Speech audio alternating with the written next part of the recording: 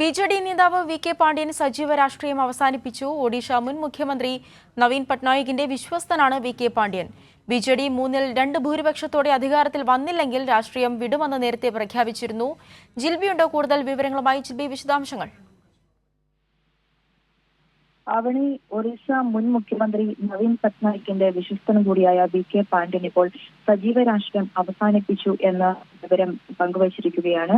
അതായത് നിയമസഭാ ലോക്സഭാ തെരഞ്ഞെടുപ്പുകളിൽ ഒഡീഷയിൽ ബിജു ജനതാദളിന് വലിയ തിരിച്ചടി ഉണ്ടായതിന് പിന്നാലെയാണ് ഇപ്പോൾ ഇത്തരത്തിൽ രാഷ്ട്രീയ അവസാനിപ്പിച്ചു അല്ലെങ്കിൽ രാഷ്ട്രീയം വിടുന്നു എന്നുള്ള കാര്യം വി.കെ. പാണ്ഡ്യൻ വ്യക്തമാക്കിയിരിക്കുന്നത്.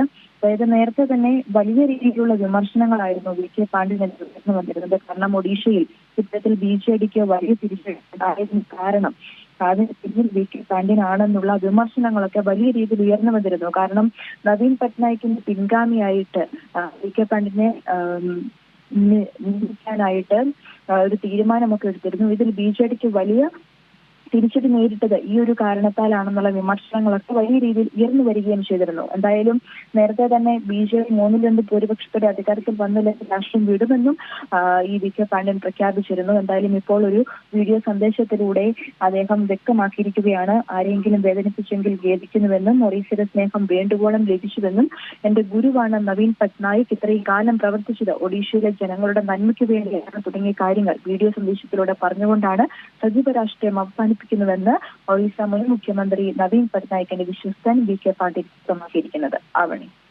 ശരി, ജിൽബിയാണ് വിശദാംശങ്ങൾ നൽകിയത്.